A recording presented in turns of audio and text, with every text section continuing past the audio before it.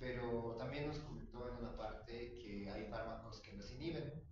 Mi duda radica en dos cosas, porque en fisiología estamos llevando sobre el cortisol y las hormonas en endocrinología, y me preguntaba si el cortisol, entre varias de sus funciones, tiene relación con el ácido araquidónico y con la síntesis de eso, entonces no sabía cómo se podía relacionar, y el otro es cómo inhiben estos fármacos a las oxigenases. Otra pregunta.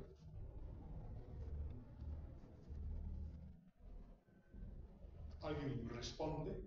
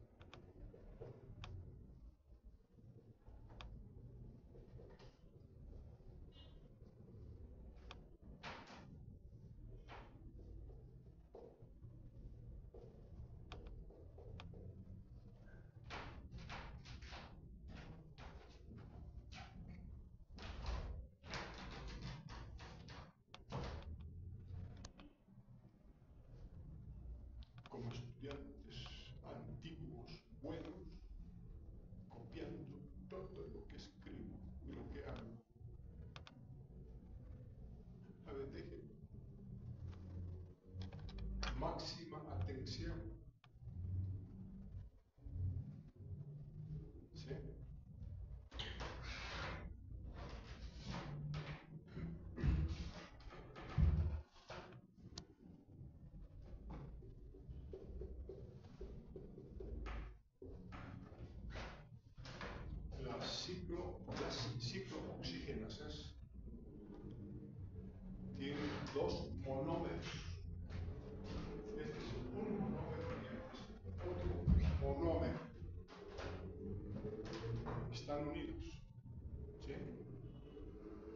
dos significan un dímero. Esas son las ciclooxigenasas. Y nosotros hemos representado a las enzimas de esa manera. ¿Sí? A esto le hemos llamado el ciclo activo, ¿verdad? Más o menos un dibujo de estos. Entonces, en esta parte tiene un canal.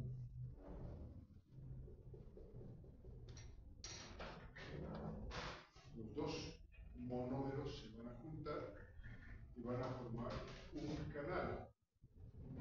El canal de la COX-1 es más estrecho que el canal que tiene la COX-2. ¿Sí? Entonces, aquí es donde el ácido araquidónico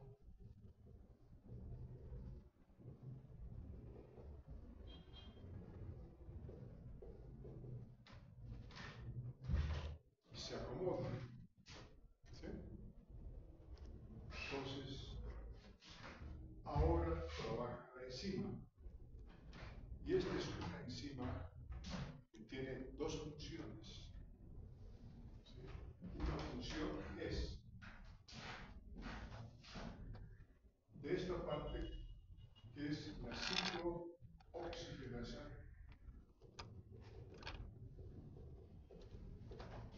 ¿Sí? Ciclooxigenasa. Y corresponde al grupo de las oxigenasas que se llaman dioxigenasas.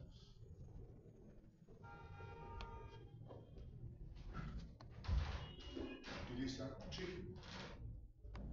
Esa es una función. Y la otra función de la ciclooxigenasa es una función de peroxidación.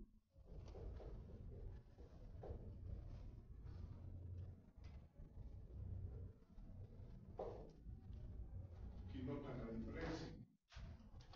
Entonces, tiene dos funciones. ¿Comprendieron? Bien. Ahora, a partir de esto, entonces se sintetizan las prostaglandinas.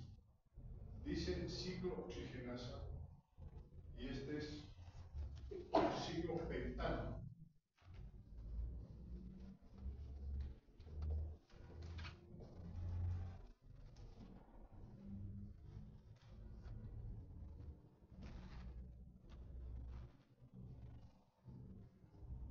¿Notan? Peroxidación ahora tiene oxidrino. Toda esta parte tiene un oxígeno aquí y otro oxígeno aquí, con esta característica. Vamos a hablar de la prostaglandina E1. ¿Sí? ¿Por qué se dice E1?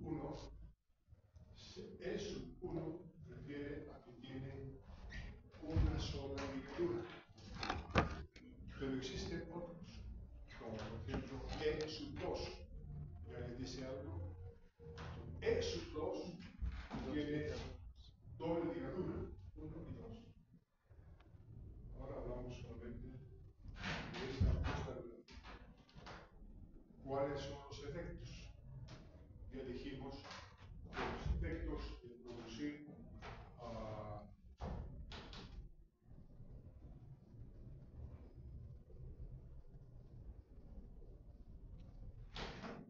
prostaglandinas es de efecto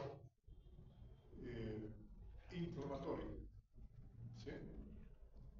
Esto es lo que va a participar no solamente entre todo lo que es inflamación. Una cosa es el dolor. ¿Qué más tiene? La inflamación.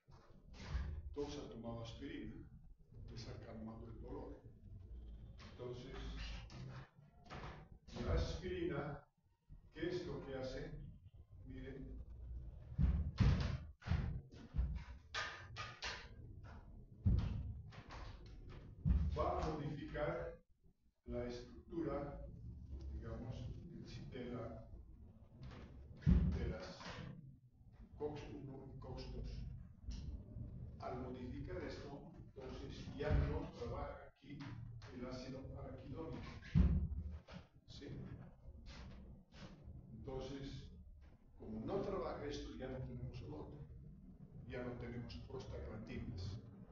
La aspirina va a circular por todo el cuerpo. Entonces, el centro del dolor en el hipotálamo, entonces va a disminuir la producción de prostaglandinas y le va a calmar el dolor. Y eso es lo que han sentido todos ustedes. ¿Qué es lo que más han tomado para el dolor? ¿Qué les dan? Paracetamol. Paracetamol. Paracetamol.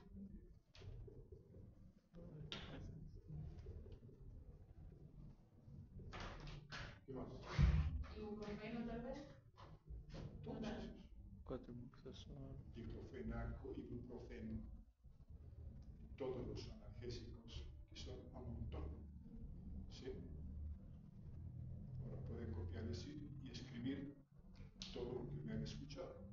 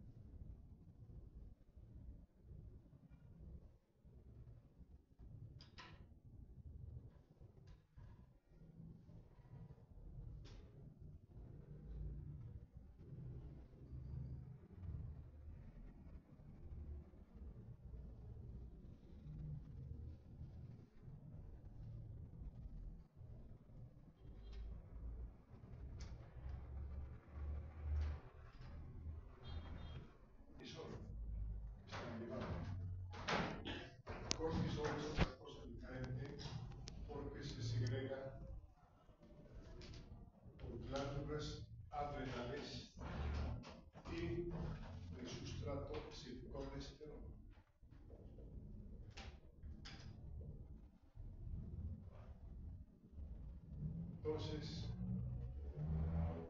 cuando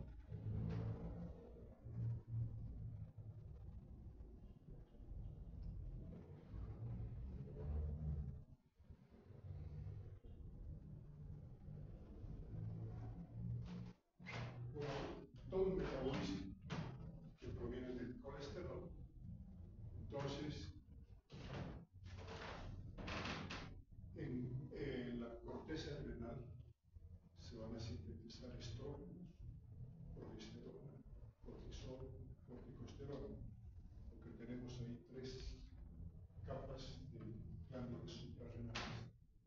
Bien, ¿cómo es que trabaja? Porque este ya es un antiinflamatorio.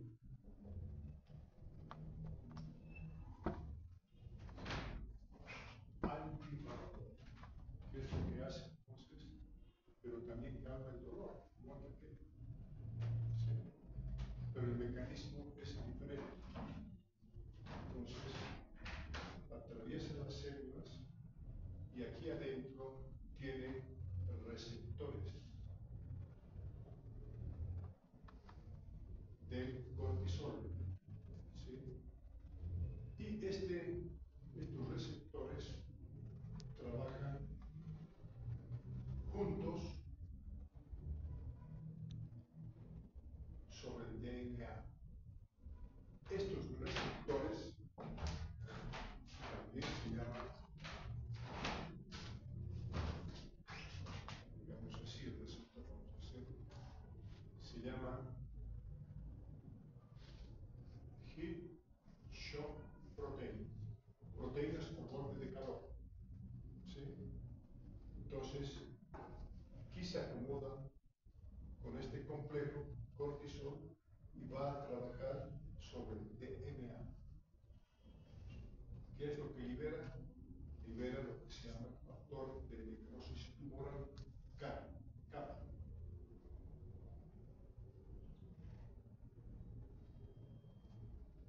Entonces, el mecanismo es diferente, ¿sí? Pero tiene efecto antiinflamatorio. Cuando hay que usar, especialmente cuando no hay problemas infecciosos, y esto es importante que sepan, cuando hay procesos infecciosos, mejor no utilizar, a no ser que sea en etapa insalvable, recién se utiliza con antibióticos. ¿Sí? Pero así, simplemente sobre cualquier infección no, porque más bien favorece el crecimiento de las bacterias. Entonces, hay dos cosas que son diferentes entre lo que son las preguntas, la pregunta que hicieron ahí, los denominados AINES. Entonces, dice que no son de esta categoría. ¿Sí? Compuestos antiinflamatorios no esteroideos. Y esto es lo que llaman los esteroideos. Eso han llevado. Doctor, ¿Hasta dónde han llevado? ¿Hasta aquí? era fisiología de las glándulas corticorrenales. Fisiología de las glándulas corticorrenales. He visto que decía también que el colesterol facilita la cicatrización. ¿Cómo es eso posible? Colesterol. No, el cortisol, perdón. Cortisol. Ayuda a la cicatrización o favorece la cicatrización. Eso dice el Exacto. ¿Eso han visto? ¿Que favorece? Eso no vi. ¿Por qué? No explica muy bien.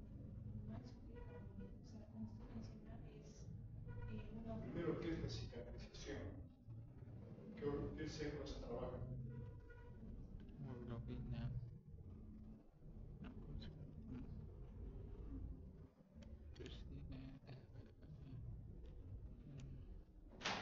¿Qué tiene que ver con la cicatriz hemoglobina? Una herida. ¿Cuáles son las células que trabajan en la cicatrización? Son sangre. Reticulocitos. Un mes. Reticulocitos, no, no. Son reticulocitos. Los corticoides más bien son las que inhiben la actividad de esas células que producen, que no les voy a decir su nombre, ¿no? No son neutrófilos, ¿no? ¿Cómo? Neutrófilos. No No sé. son, los neutrófilos no tienen nada que ver, ¿no? Los neutrófilos no tienen nada que ver, ¿no? Neutrófilos. Macrófagos, Tampoco esos. fibroblastos, tal vez. Están inhibidos. Entonces trabaja inhibiendo la actividad de los fibroblastos y no estimula la cicatrización celular.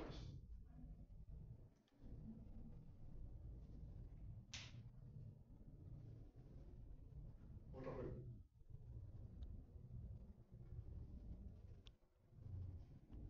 Quizás se lo vieron, pero yo, utilizando un poquito de la fosfolipasa A2, estoy saliendo de distribuir la clase. Bájate el volumen.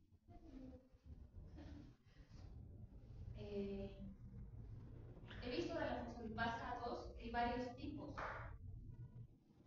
Eso, ¿usted lo considera así? ¿Que hay varios tipos? Había leído un artículo antiguo. Varios tipos de De cicatrices. fosfolipasa, no, fosfolipasa A2. Subcal, ¿no? Hay fosfolipasa A2, ¿verdad? Hay varios tipos de fosfolipasa A2. Y hay un fosfolipasa.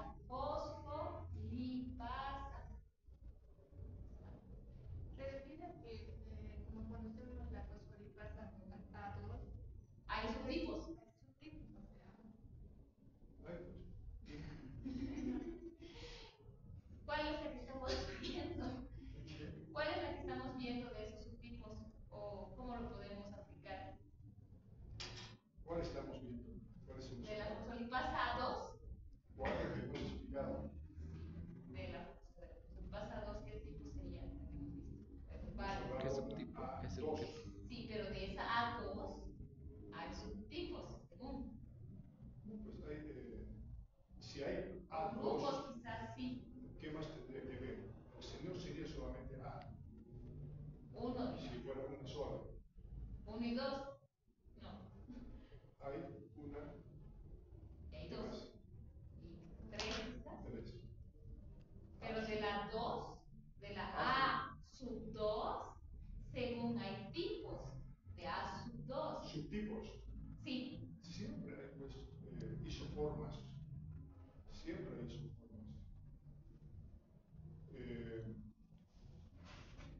Ya tiene la A sub 2.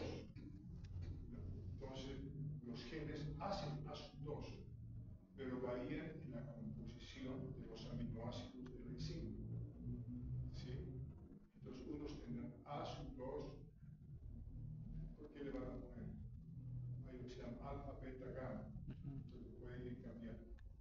¿Sí? La pregunta era del subtipo eta, ¿Subtipo? de alfa, beta o gamma. ¿Cuál es la que vemos? ¿Cuál es la importante? Todos trabajan igual. ¿Es uno mismo? Sí. Lo que pasa es nada más la potencia del trabajo. Unos trabajan más rápido, otros trabajan más lento. ¿Sí?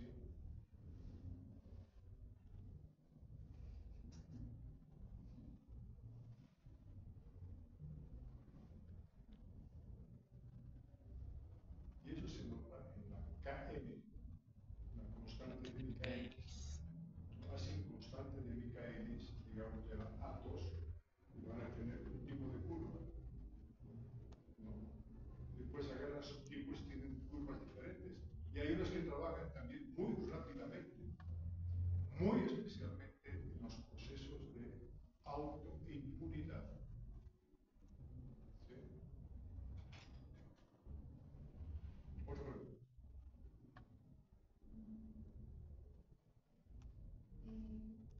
bueno, yo tengo una suposición. Una suposición. Bueno, es que estaba buscando, no estaba buscando, solo estaba viendo, porque no entendí bien el tema. Ahora sí lo entendí. de la COX-1 y COX-2, COX-2 y hasta el COX-3, ¿verdad? Entonces, Sí, terminan. sí, Igual que decía ahora. sí, pero las tres son las más importantes. Y supuestamente la COX-2 es la que va más rápido a producir prostaglandinas. Y usted mencionaba de que la COX-2 tiene un canal más ancho. Y yo supongo que debe ser por eso. También lo que preguntas. ¿Qué entienden por constitutivas las inducibles?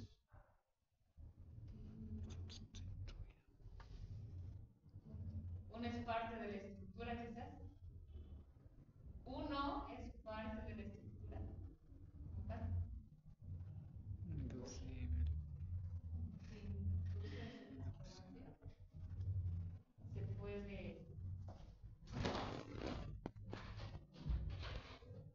Esta, así responderé. Sí. Si es constitutiva, siempre se produce, específicamente en cada órgano. ¿Sí? Cuando dice inducible, entonces tiene que haber una inducción. La inducción, digamos, se va a llamar aquello que es aumentar la apoptosis celular. Porque normalmente tenemos apoptosis. ¿Sí? Recambio siempre tenemos. Siempre tiene que haber las prostaglandinas. Siempre. Ese es el activo. Ahora, hay apoptosis, lo vamos a decir ahora, acelerada. Y esto es cuando existen patologías de cualquier naturaleza. Entonces, infecciones que van a producir destrucción de células, pero más rápidamente, ¿verdad? ¿Se entiende? Entonces, ese es el momento en que se induce al cromosoma 1 para que se segregue o para que se fabrique la COX-2. ¿Entendido? Y ahí alguien me preguntaba, ¿qué me preguntaba? ¿Qué quería saber? Que había llevado también en fisiología. ¿Quién se acuerda? ¿Era tiroides, verdad? ¿Qué quería saber?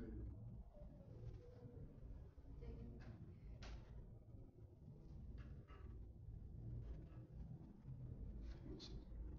No entendí de esa. Su Alzheimer está a flor de piel. Es que estaban hablando de los moretones y después han hablado de tiroides. ¿Qué quería saber él? ¿Qué eran los moretones? Usted le dijo que vaya a ver Y cuántas tenía que funciones estudiar, tiene. pues, se mandaba a estudiar lo que ella preguntaba. Sí, sí. No, documento.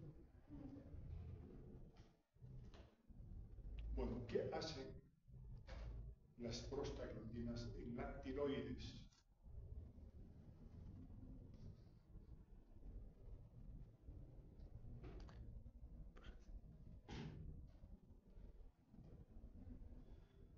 Induce a proceso Si inflamatorio. la tiroides está normal, no pasa absolutamente nada, ni se segregan las prostaglandinas. Eso sí, ocurre diferente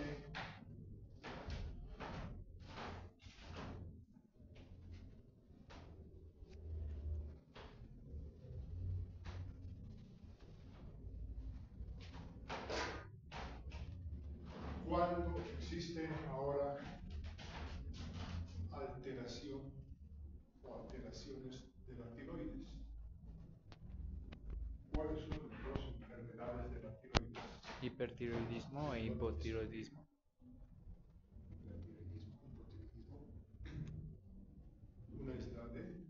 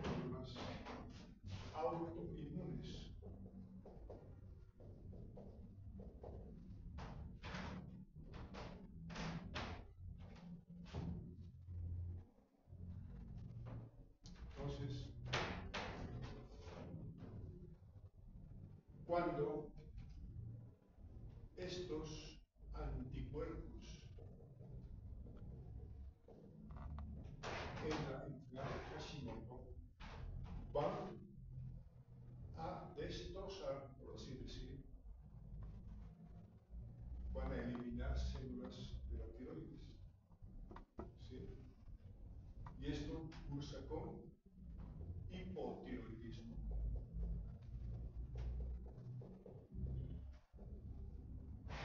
¿Sí? Entonces produce ese problema que les han debido explicar del coto rectal. Tumores Como sapo. grandes que primero siempre se asoció a la deficiencia de yodo, y es cierto, ¿verdad? Entonces, pero es un problema autoinmune. También el otro es autoinmune, porque los anticuerpos trabajan más bien al revés, estimulando a los folículos tiroideos. Esto más bien produce hipertiroidismo.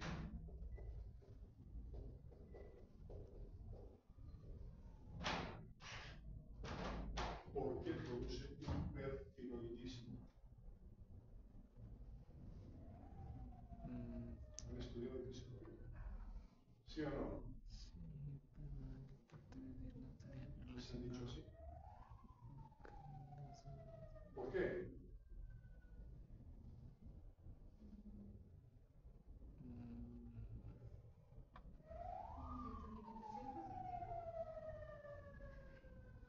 ¿Era por retroalimentación positiva?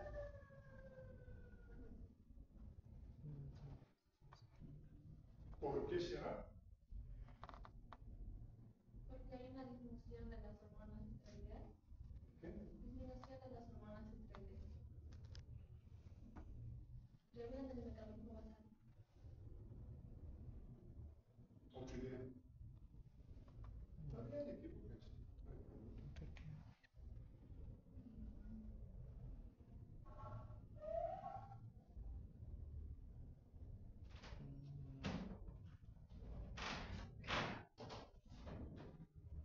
Aquí sí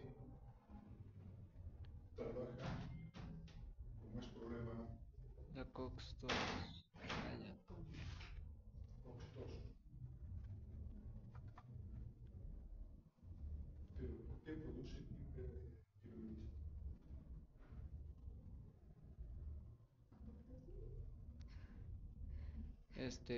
Tal vez porque más o menos hay una gran cantidad de células que empiezan a trabajar como si en cualquier lugar del cuerpo ocurriera un proceso inflamatorio y entonces se van a como multiplicar y empiezan a haber hipertiroidismo. Al menos eso me hace parecer. Claro. Cansada se expande.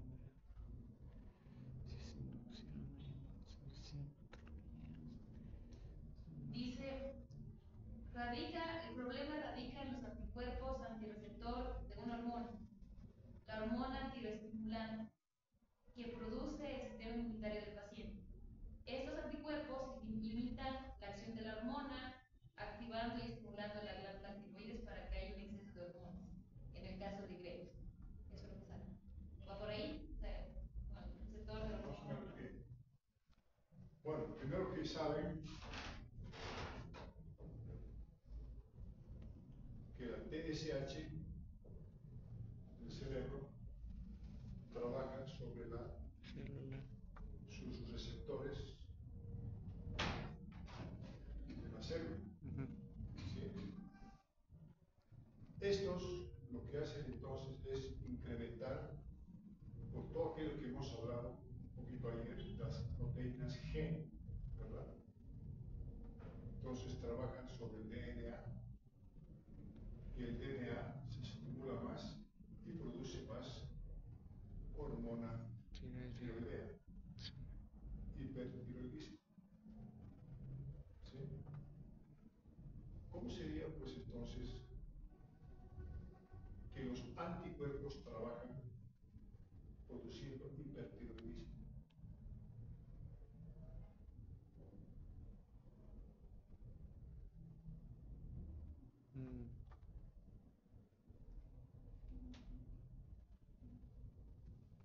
Tal vez porque los anticuerpos están en una reacción hacia un proceso inflamatorio, entonces ahí podemos decir que algo pequeñito que puede ocurrir puede mandar el mensaje hacia la célula y causa.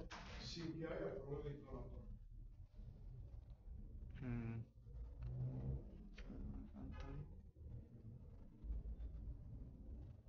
Entonces, los anticuerpos pueden considerar alguna especie de célula invasiva, aunque sea de nuestro propio cuerpo. Porque es autoinmunidad, es problema autoinmune. Sí, Se ataca sobre sí mismo. ¿Pero por qué?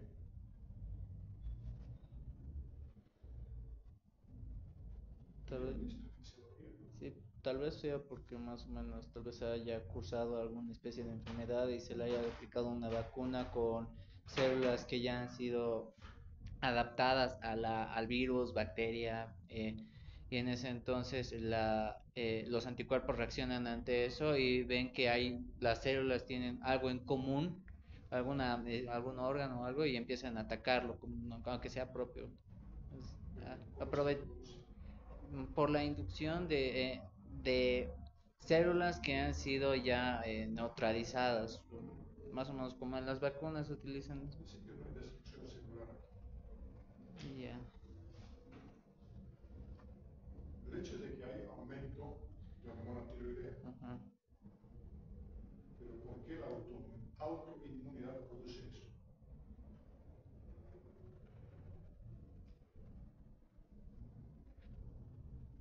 Quizás es como una estimulación falsa. No es verdadera.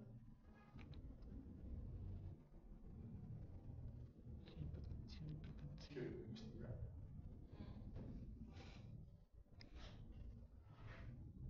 No. No, sí se ve interesante, de hecho. ¿Cómo funcionan los anticuerpos? A ver. Estoy seguro que no hay.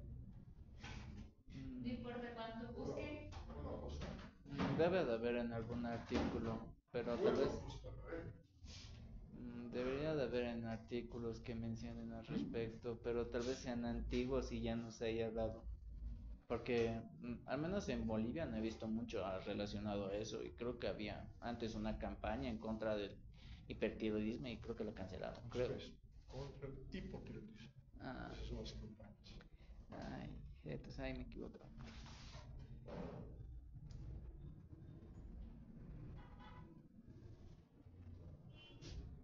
Hombre, ¿por qué en la autoinmunidad de la tiroides se produce hipertiroidismo?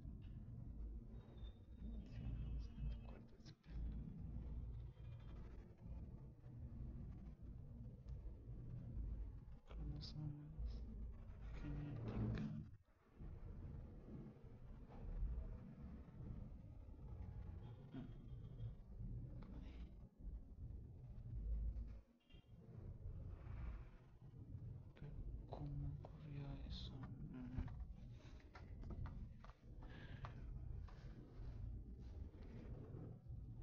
¿Cómo se encuentra?